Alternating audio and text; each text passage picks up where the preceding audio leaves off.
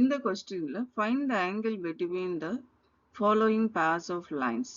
இப்போ two lines ஓட Cartesian form கொடுத்துருக்காங்க.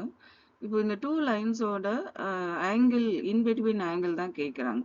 ஸோ இதில் வந்து கார்ட்டீசியனோட ஜென்ரல் ஃபார்மேட் என்னன்னா x minus x1 by b1 is equal to y minus y1 by b2 is equal to z minus z1 by b3. So இது வந்து ஒரு லைனோட Cartesian form. அதே மாதிரி செகண்ட் லைனோட கார்ட்டீசியன் ஃபார்ம். இதில் b1 b2 b3 ஃபர்ஸ்ட் எடுத்துக்கலாம். இதில் இந்த denominator value. அதே மாதிரி செகண்ட் லைனோட வேல்யூஸை d1 d2 d3ன்னு எடுத்துக்கலாம். இப்போ b1 b2 b3 d1 d2 d3 இந்த கார்ட்டீசியன் ஃபார்ம்லேருந்து எடுத்தாச்சு. Next b vector d vector frame பண்ணிக்கலாம். ஸோ இந்த values b1 b2 b3 values வச்சு b vector and d vector frame பண்ணிடலாம்.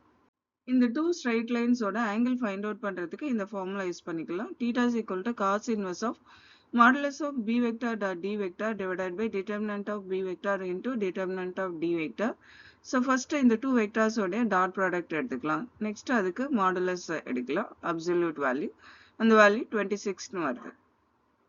Next determinant of b vector எடுக்கலாம். Determinant of b vector value இதுக்கு square root of 38ன்னு வருது. அதே மாதிரி டி வெக்டாரோட டிட்டர்மினன்ட் எடுக்கலாம். இதோட வேல்யூ 9ன்னு வருது.